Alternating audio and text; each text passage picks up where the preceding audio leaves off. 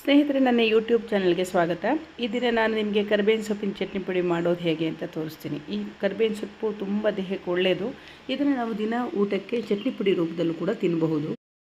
ಇವತ್ತು ನಾನು 3 ಕಂತೆ ಕರಿಬೇವಿನ ಸೊಪ್ಪನ್ನು ತೊಗೊಂಡು ಅದನ್ನು ನೀಟಾಗಿ ತೊಳೆದು ಆರು ಹಾಕಿ ಅದನ್ನೀಗ ಹುರುಳಿಗೆ ತೊಗೋತಾ ಇದ್ದೀನಿ.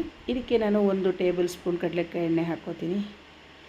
ಆನಂತರ ಇದನ್ನು ಸಣ್ಣ ಊರಿನಲ್ಲಿ ಹುರಿಲಿಕ್ಕೆ ಪ್ರಾರಂಭ ಮಾಡಿದ್ದೀನಿ. ನೋಡಿ, ಇದು ತುಂಬ ಹೊತ್ತು ತೊಗೊಳುತ್ತೆ. ಯಾಕೆಂತಂದರೆ ಇದರಲ್ಲಿರ್ತಕ್ಕಂಥ ನೀರಿನ ಅಂಶ ಅಷ್ಟು ಹೋಗಬೇಕು.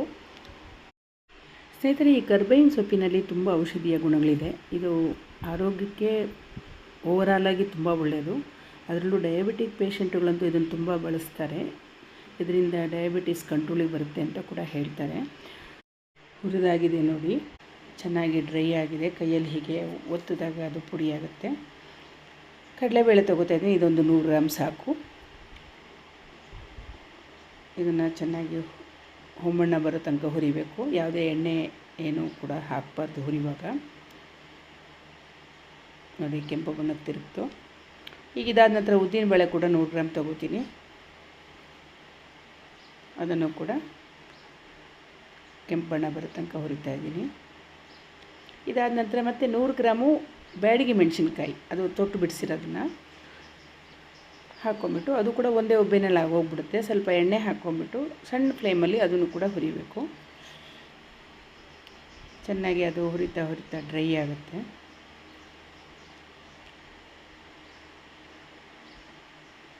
ನೋಡಿ, ಇದು ಮೆಣಸಿನ್ಕಾಯಿ ಕೂಡ ಈಗ ಬಂತು. ಈಗ ಸ್ನೇಹಿತರೆ, ಇವೆಲ್ಲವನ್ನು ಒಟ್ಟು ಹಾಕಿಬಿಟ್ಟು ಮಿಕ್ಸಿನಲ್ಲಿ ಮೊದಲಿಗೆ ನಾನು ಮೆಣಸಿನ್ಕಾಯಿನ ತೊಗೋತೀನಿ, ಮಿಕ್ಸಿಗೆ ಹಾಕ್ಕೋತೀನಿ. ಯಾಕೆಂದರೆ ತೆಳದಲ್ಲದ ಹಾಕಿದಾಗ ಬ್ಲೇಡಿಗೆ ಸಿಗುತ್ತೆ, ಬೇಗ ಪುಡಿ ಆಗುತ್ತೆ. ಪುಡಿ ಮಾಡಿದ್ದೀನಿ ನೋಡಿ.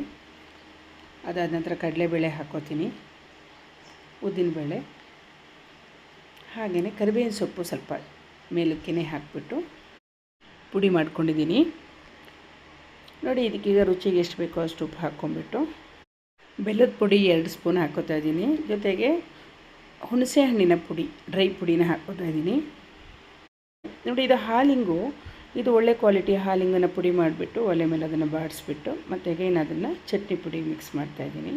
ಈಗ ಕೊಬ್ಬರಿ 1 ಗಿಟ್ಗೆ ಬೇಕಾಗುತ್ತೆ. ಪೂರ್ತಿ ಮೀಡಿಯಮ್ ತುರಿನಲ್ಲಿ ತುರ್ಕೊಂಬಿಟ್ಟು ಅದನ್ನು ಕೂಡ ಒಲೆ ಮೇಲೆ ಬಾಡಿಸ್ಕೋಬೇಕು.